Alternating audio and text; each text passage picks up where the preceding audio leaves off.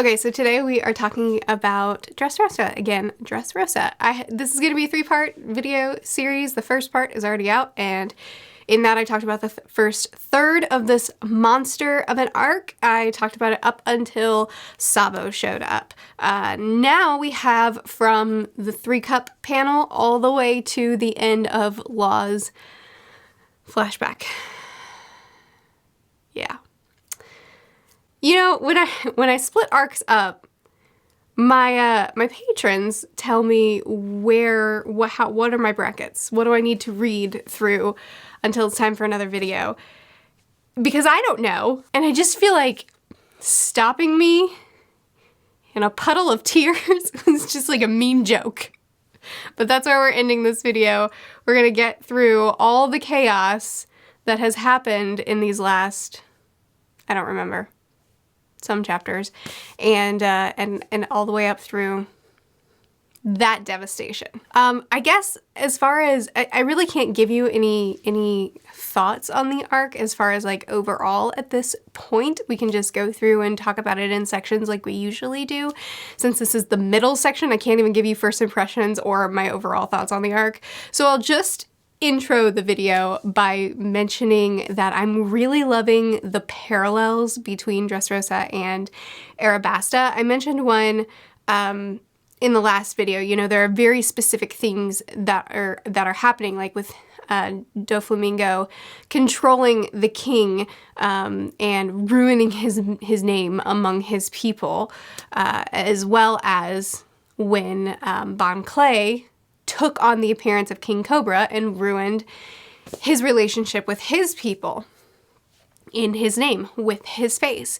And there, you know, there's paralleled moments like that, but then there's also just this overarching, like what Fujitora said when he was essentially saying that Dressrosa is what Arabasta would have been if Croc were able to fully take over, if Luffy hadn't intervened, which is really interesting to see Arabasta, which was the beginnings of that, and now we see kind of like in the midst of it, and Luffy gets to intervene in both instances, which is just very satisfying to me. Plus, too, we now have the information that Vivi's family could have been celestial dragons, but they decided not to go that route, which is just, I know she's coming back around. I know she has to come back around. I mean, I already thought she was going to, but at this point, there was just no reason to include her in that unless we're gonna see her again. Oh, I'll also mention that throughout this video, there's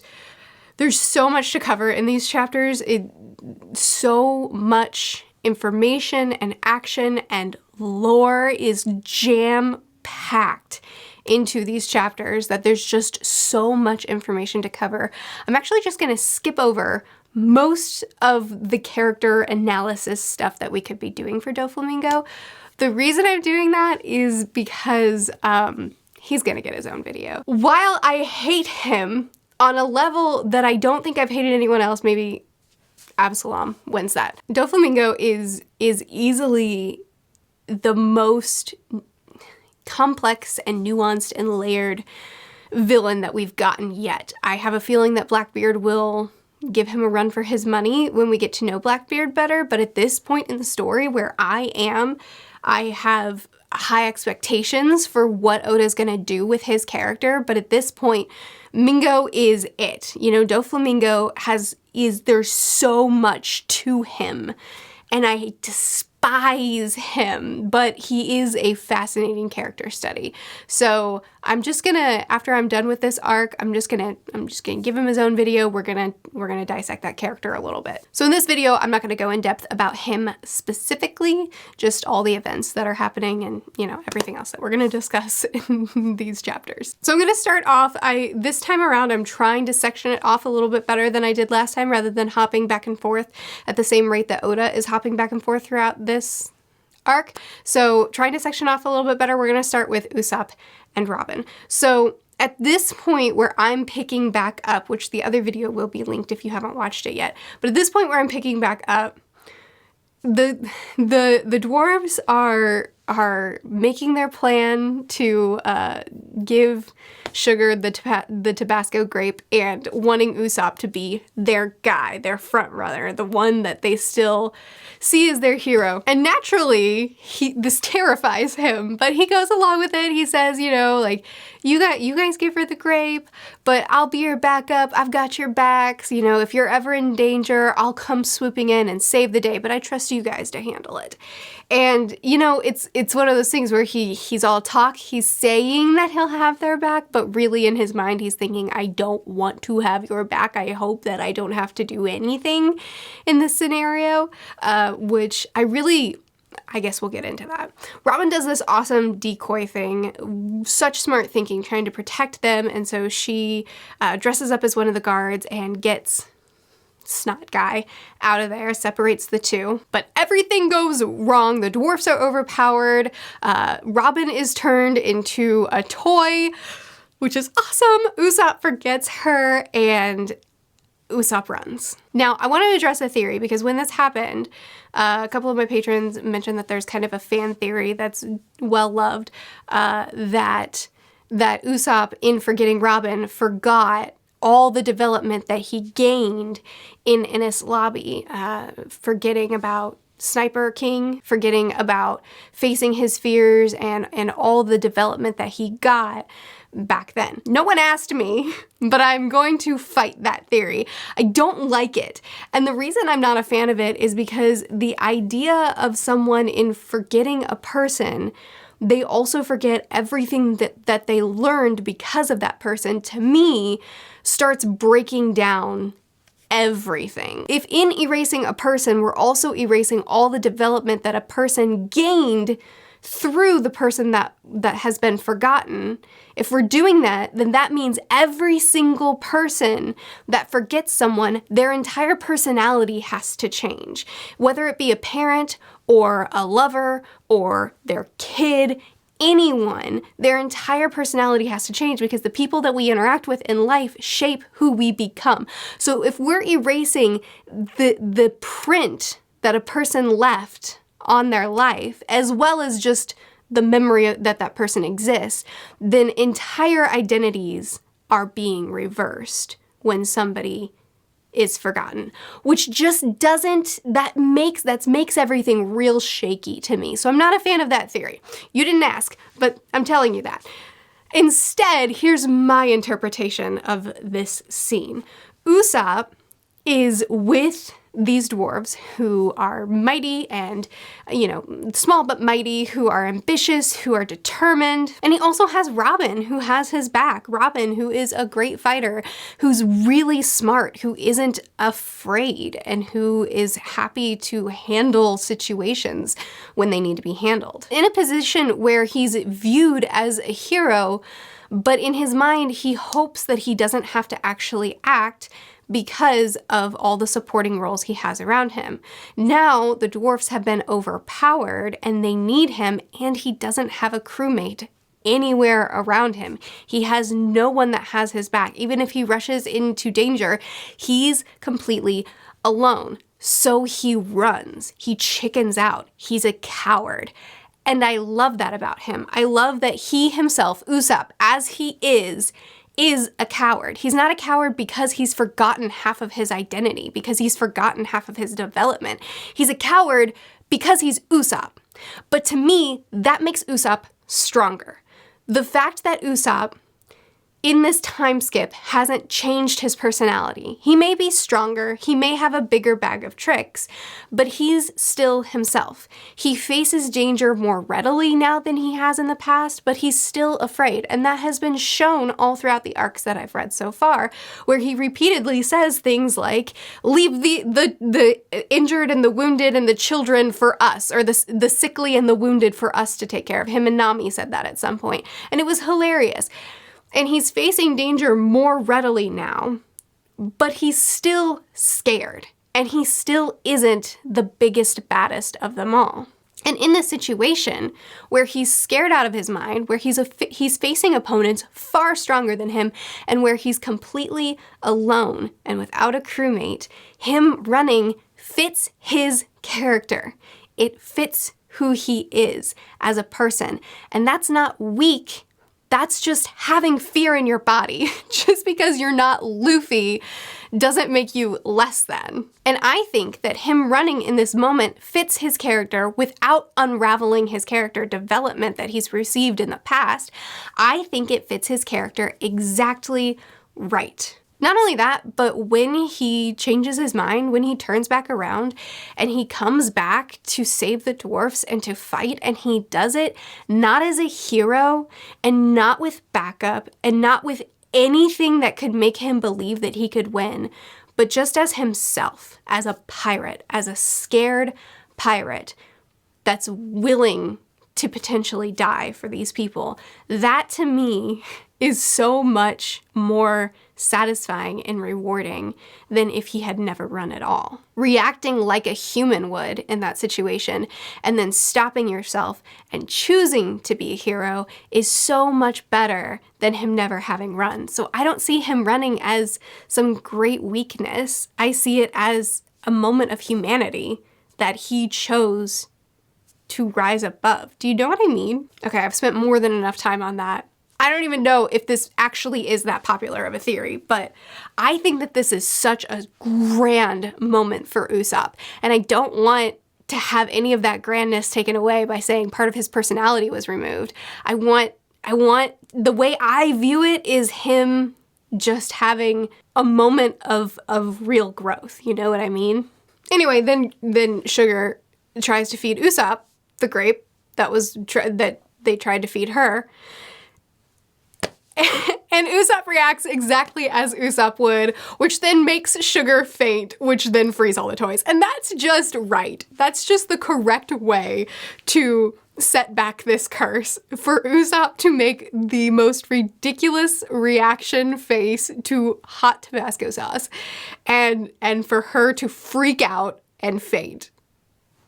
It's just right. It's just exactly what this story should be. So Sugar fainting leads to all the toys being released, Rebecca remembering her dad, and leads to the ensuing fight and Doofy getting beheaded and all that good stuff, but we will come back to that. Anyway, I haven't even talked about Lucy yet, but the stadium cracks because of something that I'm about to talk about, and the ceiling opens up, and the giants, which Usopp is constantly being connected to the giants. I want to make that very clear. All throughout this, from the moment that Usopp met the giants in Little Garden and had an instant connection with them, understood them, and kept saying over and over again, I'm going to their island someday. I'm going to visit these people someday. From that moment, we keep getting connections with him and them, like in Water 7 or Enies Lobby, when he met the two giants that were being manipulated into being guards, and he was part of setting them free by letting them know that their brothers are safe. And now here, the giants are viewing them. They have renamed him God Usopp, and I've seen people say God Usopp before in conversations about this series, and I thought it was a meme. I thought it was a joke, but Oda made the meme. And in the biggest series of misunderstandings, Usopp is now falling up on levels that only Buggy could achieve, or so I thought, into a deity status. I don't even know. But you know he's gonna own it, and he's gonna be like, yes, absolutely, I am in fact a deity. Even though I'm probably still afraid and don't know what I'm doing. Next, let's talk about Lucy. So Lucy has had a level up. Suddenly, he's a little bit taller, his powers are a little bit different, and everybody notices. I love these running gags that Oda has about how easily people are fooled by appearances, about how easy disguising yourself is in the world. Like put on some fake facial hair, look like an old man, but not, and no one will know who you are. And then Sabo decides that he's going to be Lucy now. So he puts on the outfit and paints the X on his chest, but he fights like Sabo. And he just expects it to go fine. And it does for the most part. A couple people are sus, but it works out just fine. So I love this added element of, okay, we're in the final round, which I just assumed the final round was more battle royale. But no, it's more battle royale, plus there's a devil fruit tied to a fish. Go get it. A killer fish. So that added a really fun mix-up to this battle arena setting that we've kind of been doing for a while now, which is still good. I still enjoy the setting, but it was a refreshing change. So I really enjoyed that very short section where they were fighting, but then they were also trying to get to the fish, and then Sabo, of course, does it and then eats the fruit while he's in the arena still. I just didn't expect it. So Sabo has it. Sabo has the flame fruit. He now has Ace's abilities, and I just don't know. I'm overwhelmed. I'm mostly just overwhelmed. I also want to mention Cabbage here for a second because Cabbage is terrifying. He has this ability that I don't really remember the sequence of events. I don't remember where this falls in this last battle arena thing, but I do remember that Rebecca wins her round because Cabbage turns into a demon creature somehow and then passes out. So he knocked everybody out, and then Rebecca stood back up. And I don't know. I know that we're getting more of Cabbage in this final third of the arc that I still have yet to read, but I have so many questions about him. And also I'd like for none of them to be answered because he scares me. I know he's a good guy, relatively, in this world. I know that he's on our side, but I'm very uncomfortable with his transformation. And then also just checking in with the other part of the group, Luffy and his group of people get into the building through one big gag. I mean, it's just funny. It's so funny that there's so many intense things happening, so much, huge character development happening with Usopp, and then with Sabo, we're really seeing his character and getting to know him in present time and seeing him just be amazing. And then we cut to Luffy and it's like, I'm in a fish costume. And everything I say is funny. Like, it's so silly. And even the way that they get into the place that they're going is also it's so very Luffy. Okay, so in all the chaos that ensues from here, we get a lot of time, or we get a decent amount of time to get to know Doflamingo's crew, or his family, a little bit better. So I'm going to talk about some of them that stand out to me the most really quick, if that's cool. Obviously, Pika is one that stands out to me a lot. He can fuse his body with stone and control anything that he's fused his body with. Like, for instance, the entire castle that they're all in. It provides some really, really, really cool panels, as well as some incredible fight scenes with Zoro specifically. And I'm never mad about seeing Zoro in action. Actually, I'm loving how slowly Oda is revealing the extent of their abilities. I think the easy thing for Oda to have done after the time skip is to give us all what we wanted, which is to know how they've grown and what ways these people have evolved. And I love that he doesn't just do that. Just out the gate, give us some big bad evil as soon as we enter Fishman Island, or as soon as we meet back up at the Knot Island. Just give us some big bad foe that all the crew has to give their 100% on. Instead, we see them very slowly start to reveal what they can do. And with Zoro, I feel like every time he's fighting, he's doing more. You know what I mean? Like, he's still not done.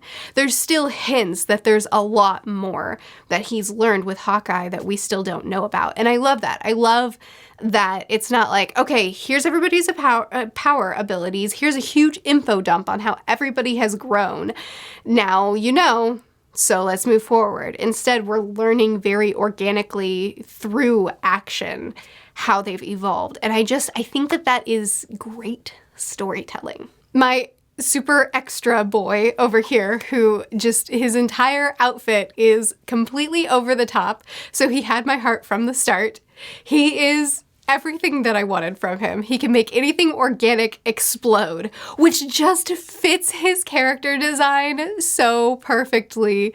And I'm so happy with his character, and I know that he's not going to be very relevant, and I love him too much for the amount of role that he's going to play in this story.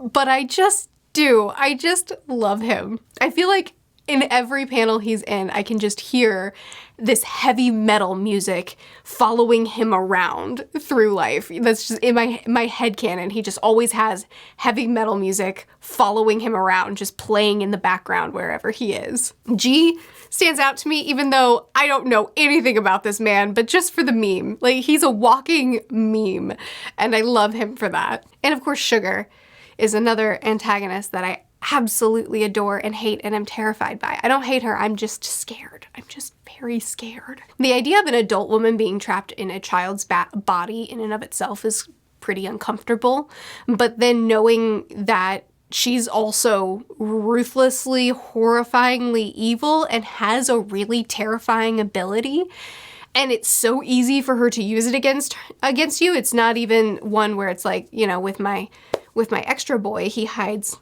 landmines or explosives places. Or with Luffy, he has to punch real hard and make sure that he can hit his opponent. You know, it's not your normal thing. It's just as simple as, I just need to be able to touch you. And not only are you now a toy and don't have your abilities, but also you're forgotten. It's just very uncomfortable. Everything about her is very uncomfortable, except for her cute little hood thing. I love that. I am confused by, uncomfortable with, and intrigued by Senior Pink. Is that the baby, the man baby? I don't know. At first, when I first saw him, I instantly hated him because he's a man baby. And why are we doing this, Oda? Not that it doesn't fit into your world, just why?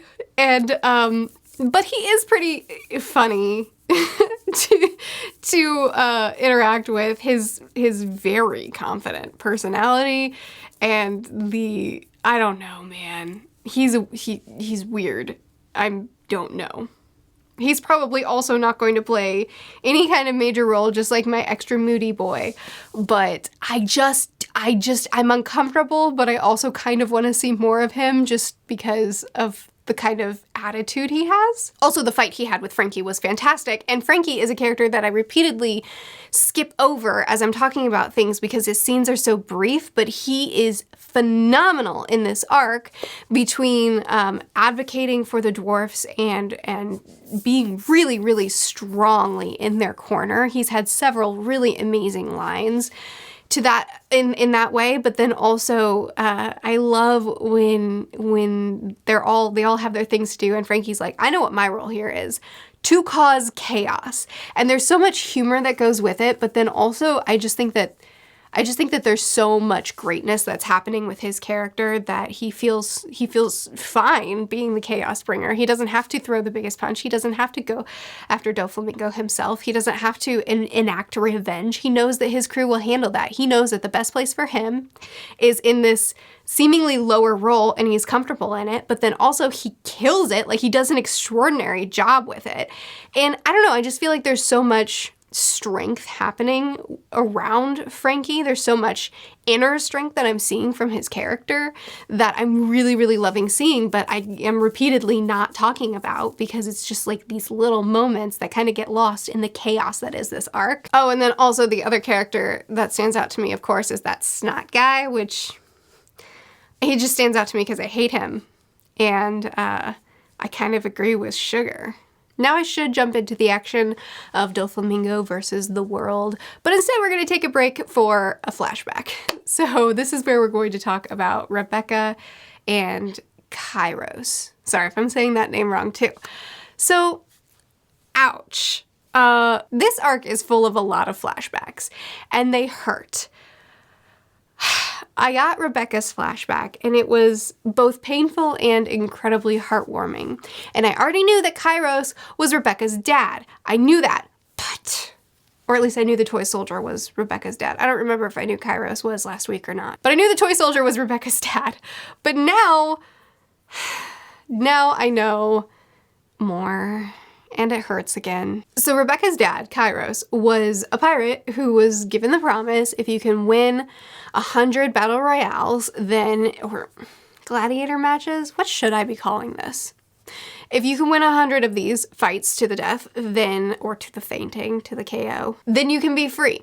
But nobody wanted him free, so when he won his freedom, he rejected it and just kept fighting, which is how he got his 3,000 victory legendary name. But in reality, he just wanted to be forgotten. Which, ouch. But incoming, another good king. I really like when Oda writes good kings. And this guy, whose name I have forgotten, joins the ring to fight alongside Kyros, to learn from him and to invite him to be a soldier in his army, to guard the royal family, in fact, which is how he meets his wife, who hates him. It's an enemies to lovers, really, really quick flashback, and it's adorable. They stage her death so that they can run off and live happily alone. And it's so cute. And then she has a baby and he doesn't want to touch her because he has tainted hands, because he has, I don't remember the wording he used, blood on his hands.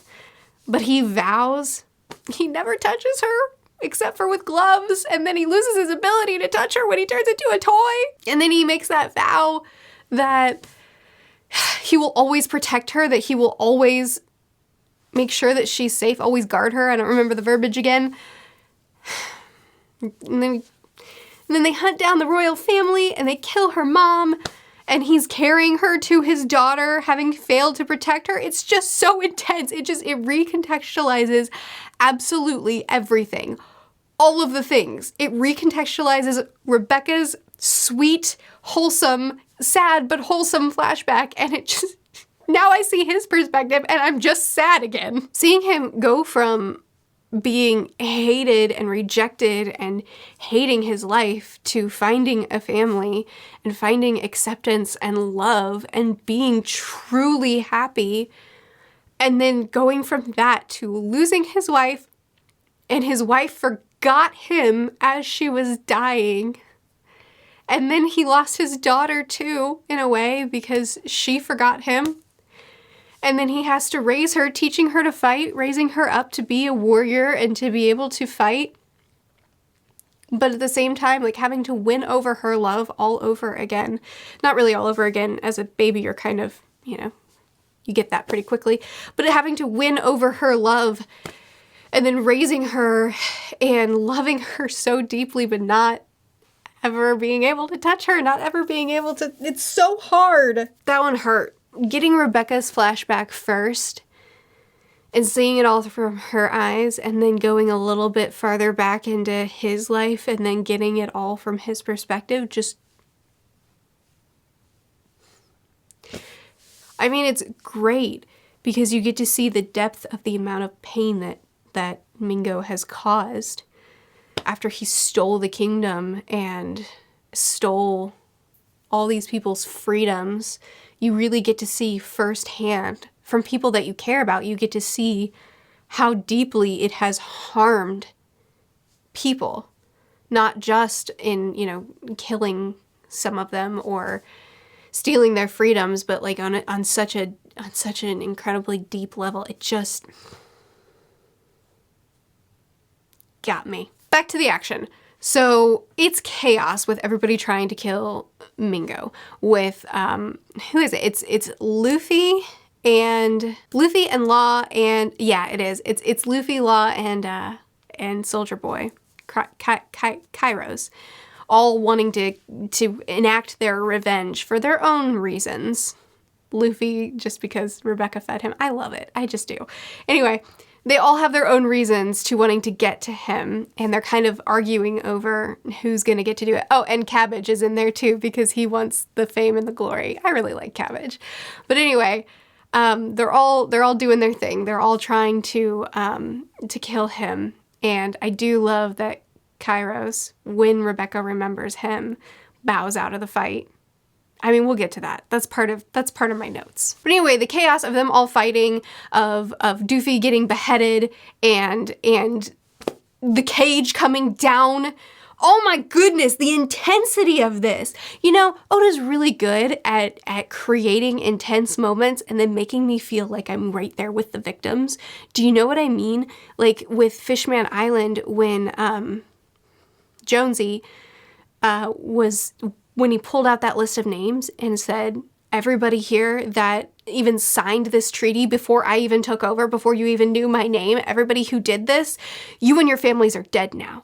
Well, it was just you, I think. In that moment, like literal chills. I was there with them, and the inescapability of that moment and that fear it was part of me as I was reading it. Do you know what I mean? And same for here. When that cage came down and Mingo put up the ransoms, that's the wrong word, and he said, you know, these people, I want you to hunt them down, and I'll reward you with this amount of money if you bring me their head. But also, this is a game now. Kill or be killed. The cage is getting smaller. You're all gonna die if you don't do it. You're on a time crunch, so you have to participate. That the time element, the you'll be made into a murderer or you'll be murdered, the chaos and fear of all the people around you. You're in this crowd of people who have just learned. Some of them will be bloodthirsty and will be excited at the prospect of living large for the rest of their lives, and some of them will be terrified, and in that chaos, surely innocence will die. The fear of that moment, like I felt it, you know what I mean? By the way, I'm mentioning bounties here, so I should also mention that Usopp, who is the reason that Sugar was taken out accidentally, mind you. I mean, he was trying to save them, but Usopp, who failed up so far that he is now the highest bounty, and he doesn't want it. It's interesting. It's something. By the way, in the midst of all this chaos, Law being dragged around like a rag doll by Luffy is both hilarious and maddening. I think it's really funny because Law is probably one of the most overpowered characters I've met so far in One Piece. And he's had such an incredible introduction, and he's one of the most interesting characters from first introduction, and I'm so excited to learn more about him. And then we're in this massive, intense, chaotic fight, and he is a rag doll carried around by the most irresponsible and chaotic character in the series. And it's really funny, but at the same time, I want to see Law in action. And the fact that he's just taken out throughout this whole thing almost, at least to the point that I'm at, is so frustrating, but also really funny. I just hope he plays a bigger role in the last third. I mean, I did just get a whole flashback with him. And he is free of his chains at the point that I'm at, not in this video, but in my reading. So I expect he'll play a bigger role, but all this time, you know, it's just typical Oda. He really he tests my patience because he promises things and then he says, when I get to it. For now, he's cuffed and bound and useless. Enjoy. Anyway, once again, Oda makes a complete fool of me. And right after I said all these characters in the Battle Royale aren't important except for the ones that have made themselves known, and I don't have to remember them and I don't have to take notes. Right after I say that, they all come rushing in and they're all important and they're all a part of the story and they're all on our team now. And I mean, it figures. It adds to the chaos, and it adds some really fun moments as well as some great fights, so I'm not mad. I've already mentioned a lot of the fights that happen in this absolute chaos when I was talking about Doofy's family members, so I probably don't need to go over much more here, but I will mention another great moment for Usopp was when Sugar woke back up, and Usopp takes her back down again with a combination of being an excellent sniper and a gag master. And I love that, oh, and a planner. He's always the planner, but I love that he's taking his skills as well as just his personality, just who he is as a person. And he's combining those things to be the ultimate weapons for young girls. Oh, also, Usopp has observation hockey now. Just so much is happening for this character in this arc. He's having huge level ups. Anyway, Rebecca has to face off against the man who killed her mother, and he is taunting her. And I really, really love this moment just for, I'm so invested in Rebecca and Kyros' relationship as a whole. So seeing him come in and after all these years of trying to protect her by training her and by just being around, but there's only so much he can do. Finally, he has his human form back, and finally he's able to properly protect her again, not only physically, but as her dad.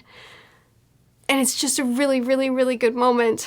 And then on top of that, he's hell-bent on going after Doflamingo, but immediately abandons that as soon as he's reunited with his daughter and realizes that he's better used here by her side.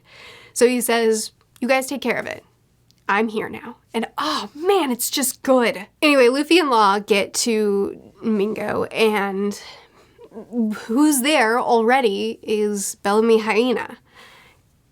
And he's already been beaten, and when Luffy tries to land a hit on Doflamingo, he moves Hyena to actually get hit by Luffy, ends up kicking his friend.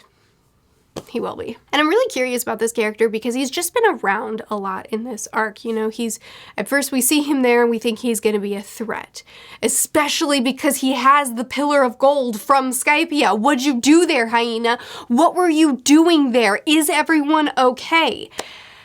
But we didn't do anything with that other than gain his loyalty. And then he says, I'll get you out, which is great, awesome, swell. Now he's been beaten bloody, and obviously he's lost his favor in the Mingo family. So what are we gonna do with him? He's just around a lot. He's just baiting me with this character, and I haven't figured out why. I wanna know what we're doing with him. He clearly matters. He clearly is significant to Luffy, but then also to me because he keeps being brought up, and that doesn't happen just willy-nilly. So what do we do? He obviously is going to play a big role, probably for the end of this arc, I assume by fighting on our side, but there's got to be more to it than that, you know what I mean? I just don't know what. But I did really love the scene where Luffy gets real mad about that, and so he abandons plan. Someday Law will learn. So he abandons the plan, and Law said, I told you this was just a last resort thing, and Luffy's like, too bad, we're doing it. And so Law uses teleport, and Luffy hits him, and now Doflamingo has stumbled backwards. I mean, it did hurt him, but it wasn't the time, Luffy. It wasn't the time. So there's so much that we get uncovered about Doflamingo here, you know, knowing that his dad was a celestial, that they were celestial dragons, and then his dad pulled out of that and decided to be a mere human, which of course enraged the dragons because we are deities, we are gods. Are you saying that we are capable of becoming mere humans again as well? And you know, that causes this hunt, which causes extreme pain and terror for this family. I'm skipping over all of it. I know I shouldn't, but I don't want to be repetitive, and I really want to do a proper character study on him because I really just find him fascinating. So there's a lot that we get uncovered here about Doofy as a character, which we'll come back around to after I finish the arc. But one thing that really stood out to me that I don't quite understand, but maybe I'm not quite supposed to yet, but apparently at some point Doflamingo found a national treasure somewhere, and because of that, he's been able to use that as leverage to be able to do all that he's been able to do, to be able to have influence on the world government, or on the government. They can't kill him no matter how hard he tries. If he had Law's abilities, then he would have been able to use this national treasure to be able to control the entire world. I, of course, learned, like I said, a bunch about Doflamingo, about his motivations, about, you know, his his weaknesses, the things that bother him the most. We're going to cover it all in another video. But the other thing that I learned in this big, doofy dump was that Law's ability has his devil fruit power grants him the ability to give someone eternal youth or eternal life. And, but if he were to grant that to someone, then it would kill him. My theory is that at some point, Luffy is going to be in critical condition again. His life is going to be on the line, and it's going to be saved by Law granting him that eternal life ability, and that will then take Law's life. That's my guess. I guess it's a pretty obvious guess to make here, so maybe it won't happen. But it would make sense to me because Luffy has been chipping away at his life so much, back at Impel Down, he lost, I think it was 10 years off of his life when Iva saved him. And he's kicking it into Gear 2 or Gear 3, I can't remember which takes time off of his life. But he uses that often enough that he's just constantly whittling away his life. So in my mind, I'm thinking this kid's not going to live that long, you know what I mean? But if Law were to grant him this eternal life, this eternal youth, then, that wouldn't be a concern for me anymore. Anyway, now is as good a time as any to dive into Law's backstory, which again, hurt too much. So Law came to Doflamingo in a cart full of bodies, came to him with a death sentence. I have about 4 years left in my life, and in those 4 years, I would like to take down as much of the world as I can. And I know that's your goal too, so let's team up, is essentially how that went. Why? Because he comes from an island, a country, where they found this white gold underground, started using it excessively, learned that it was poisonous, and then the royals and the government knew that this material was poisonous, but the royals and the government chose not to tell the working class, so the working class continued to dig it up and poison themselves. Not only themselves, but all the generations to come in their family line, which is just some kind of evil. So Law lost everyone. I mean, he's infected with this disease and his lifeline is short, but then also he watched his parents die because the government decided to exterminate all the people despite this disease, this sickness that they have is not contagious. They decided to wipe them all out. So he watched his parents die, his sister who was in a hospital burned. And I mean, I can't blame the kid. I can't blame the kid for going through all that and then going to a pirate who he knows wants to destroy the earth and say, yeah, me too. Anyway, this is where we meet Corazon, who is one of the best characters of One Piece.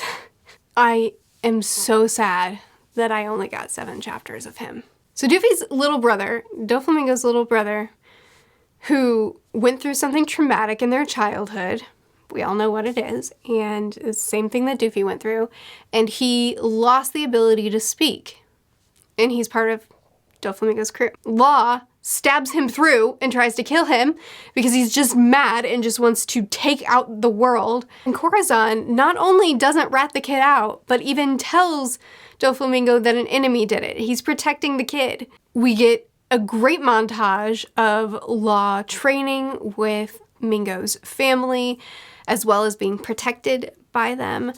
And then eventually we get to the point where Law exposes his true name. He is a D, and that is what Corazon ends up, that's when he ends up taking Law and telling him, you have got to stay away from Doflamingo.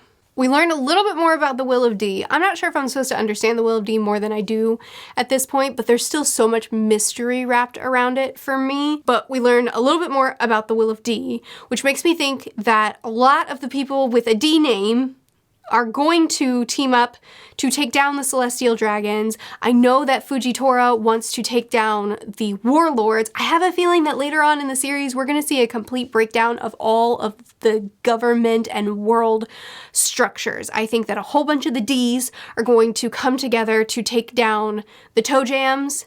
I think that Fujitora and probably some people in his corner are gonna try to take down the Warlords, or at least deconstruct the Warlord name, because there are some good Warlords in there, like boa. I imagine the elders, who I barely know anything about, will eventually fall. Maybe this is how Luffy is going to get mortally injured and Law is going to save him and therefore die. I don't know, but I'm just saying that there's a whole lot happening here with the D's, and I expect all that to come into play in a long time, but I think that I think that it's perfectly on theme that eventually these systems that are suppressing people and stealing freedoms and, you know, being terrible for the world, it's on theme of the series that these constructs will fall. I just feel like Oda's setting it up, you know what I mean? I also just really love that Corazon is full of really adorable gags, like that he's constantly klutz and tripping and falling and setting himself on fire, and I'm so mad that he took such an endearing and adorable gag and made that such a distinct part of his demise. That just makes it hurt a lot more. Anyway, Corazon kidnaps Law and travels the world to try to find any doctor that will try to help Law. Surely medicine is advanced enough now that you can help him. And each time a doctor reacts the way they do, he gets so mad and he's like, we will find something. We will find a way. And he's so good. He's also working with Buddha and to a lesser extent with Garp. Garp is mentioned. He's a Marine. But he's promising Law all along that he's not a Marine. And we know that he's promising Law that he's not a Marine specifically because he doesn't want Law to hate him, which just hurts me. But I also think there is a line where he says that he's trying to make things right with Law. And I think that, you know, it says that he joined the Marines when he was 8, I think it was. Like, he disappeared for a year when he was 8 and then came back into Doofy's family and into Mingo's family. And that it was just accepted as fine. No one asked any questions. Everybody still trusted him because he's Doflamingo's brother. And that was when he joined the Marines, unless I misunderstood that. So we know that that means that when everything happened with that country and when the government turned a blind eye to all these people being poisoned and then exterminated them and all the pain and suffering that Law went through, Corazon was part of the world government, or was part of the government, part of the Marines, when that all went down. So I don't know. I'm not sure if we'll ever get an answer to this, but my theory is that Corazon was a part of it. And he regrets it so deeply. Maybe he didn't make the call or any call related to this, but he was still part of the system that failed so catastrophically and that directly impacted where Law is today. So him continuing to be a part of Doflamingo's family and continuing to participate with them so that he can be undercover, so he can feed information to the government, him being mean to the children that try to join Mingo's family so that he can chase them away from Mingo's family, and then staying and trying to protect these children, trying to convince them out of the family, and then with Law specifically trying to save his life so desperately. I don't know, I feel like he takes that pretty personally because he was a part of the system that failed him so significantly. So anyway, he feeds the information that Doflamingo gave him about, you know, we're meeting up 3 days early, we're gonna steal the fruit, which, I mean, I knew it was a test. I knew that he gave that information to Corazon to see if Corazon would betray him, and he was gonna be there and he was gonna be ready for the betrayal, and oh, it hurts me. But he goes through all of this just to end up tripping and falling into enemy hands, getting shot up and covering it just long enough that he can force feed Law the fruit before he collapses. Oh my goodness. Gave Law intel to deliver, but of course that Law ended up at the hands of freaking Virgo, who then just comes and turns on Mingo and turns on Corazon. And his biggest priority in this moment, after he's done so much to save Law, and then in his last little bit tried to deliver intel, and even that failed, his biggest priority here is that Law knows that he died smiling. So he's got Law in the treasure chest, knowing that the pirates will take the treasure on their ship, knowing that when they sail away, Law, this is his only chance to get out of the cage and to go free. He admits to Law, under the guise of talking to Doofy, he admits to Law that he was a Marine the whole time. He just didn't want him to hate him. He told Law when he got him in the chest that everything would be fine, that he would be fine, that his brother would never hurt him, but he knew that he wouldn't be fine.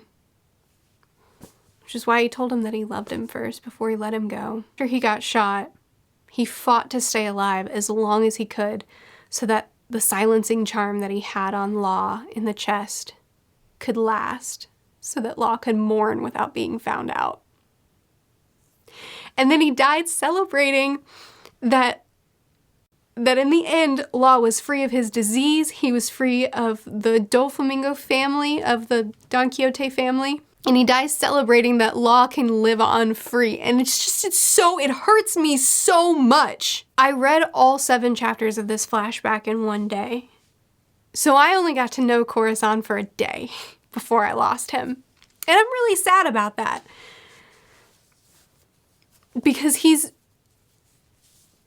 such a good character. It's like with Whitebeard, where when I lost him, I'd known him for such a short period of time, but it was like, oh man, you deserved every ounce of the name that you had won for yourself. And, you know, it was an honor knowing you for the time that I had you. But with Corazon, I love and adore Whitebeard, but with Cora, it's like, I don't really know how to describe it. It just, I just wish I had more time with him. I wish I knew him for more than a day. I wish he wasn't gone.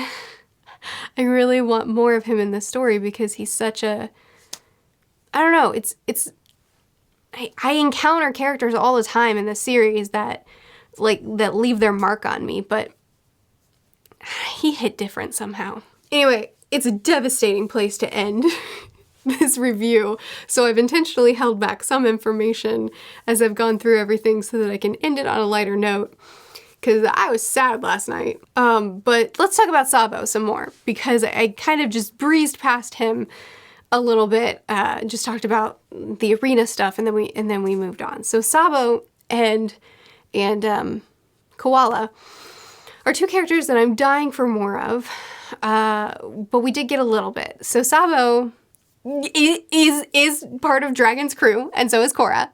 I mean, not Cora. Oh, I'm overwhelmed. Koala. Sabo and Koala and the Fish Man, which I'm thrilled by, are all a part of the Rebel Alliance. Why can't I ever think of what this group of people is called? They're a part of Dragon's crew. And so most of my theories don't seem to come true. And when they do, it's usually like, yeah, you got a little bit right, but mostly it's wrong. You know, like you saw the clues, but you failed at putting them together. It's kind of where I land a lot of times. But I got this one, and I feel really proud because I got it like way back months ago when I read the post-war arc. You know, he had a lot of really great lines and fights, or several really great lines and fights. But man, his face-off with Fujitora was amazing. Anyway, there's still so little that I know about these 2, but they're 2 characters that I need to know more about.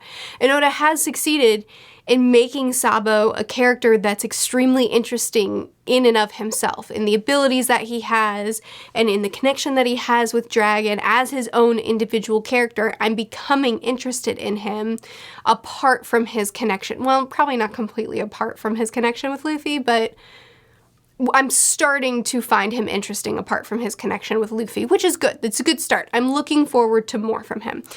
Koala has completely won me over, and I would like for her to join the crew. I love every second I get to spend with her, even though I've only had like 2 of them. Still not much from Samurai and Momo. I don't know. Is Oda about to make a fool of me again? Here I am theorizing about how significant these 2 are going to be and claiming that Oda's leaving me tons of clues that these people matter.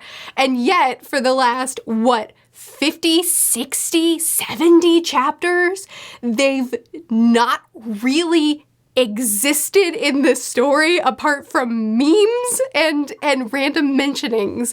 So I don't know. Am I stupid? Did I totally misunderstand this? Do they not matter? I think they matter. I mean, how many times has Oda grabbed a character just for the fun of it and said, come along for the ride? Buggy, he did that for Impel Down. But I think Buggy's gonna be significant. He's gonna keep coming back up. I really, really hope. I don't know. Maybe I don't know the story like I think I do. But they're like not even in the story. Like, why did we even bring them here? I still think they matter. I still think they matter. I feel like there are clues that Oda's giving me. And like I said, he does test my patience. He does say, hey, remember these guys? They're significant. I'm not gonna talk about them for a long time though. So maybe that's what we're doing here. Anyway, we found the other samurai. See, that's what I'm talking about. They're still relevant to the story.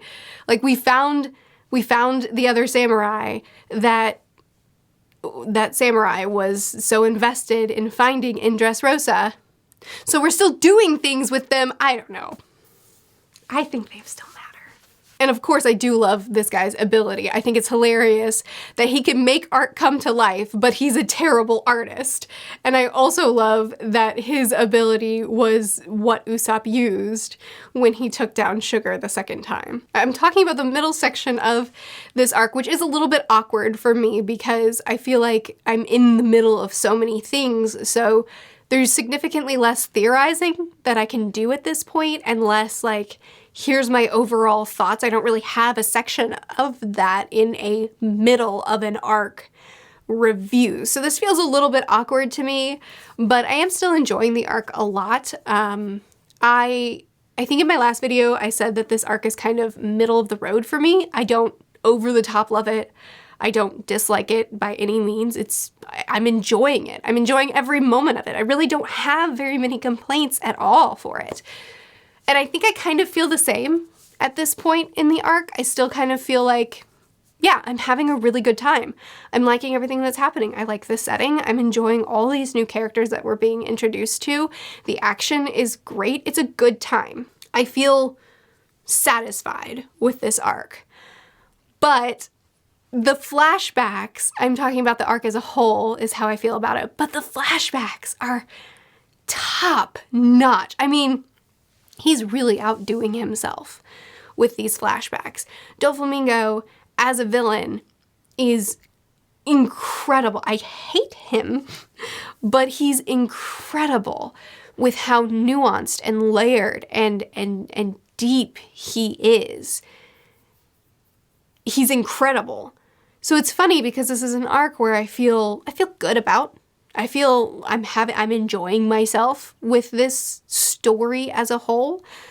It's kind of like I feel kind of middle of the road about the arc mostly, except for the things that he's killing. You know, like the flashbacks and the villains he's knocking out of the park. And the story as a whole is like, good.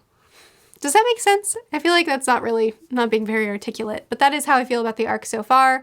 It's full of great gags. It's full of not just the really big emotional moments, but also really satisfying little moments that just add layers of depth and emotion. Incredible fight scenes, incredible character developments for some of our Straw Hats. Depth upon depth upon depth for our side characters and for our villains. He's doing a great job with it. I feel like this arc is definitely, I mean, I don't know, but I feel like this arc is easier to binge because I think that I might get tired spending this much time in one setting doing one story. If I were doing it for like 2 years, but as a binge, I'm having a really good time with it. So next week we'll finish it out. And I'm really looking forward to seeing what fresh hell he puts me through with whatever flashbacks are yet to come. Anyway, I would love to chat with you more about it in the comments. Is there anything else I missed? Thanks for correcting me last time about about Sabo. He was not a celestial dragon. He was just a noble, a regular noble. Thanks for that. So if there's anything else that you need to correct me on, anything else that we need to talk about, leave it in the comments. Corey reads the comments for me. I don't read them, but he relays back to me what you guys are consistently saying, because, you know, I'm trying to avoid spoilers. Anyway, I post videos every Tuesday through Friday. I'll see you again soon. Bye.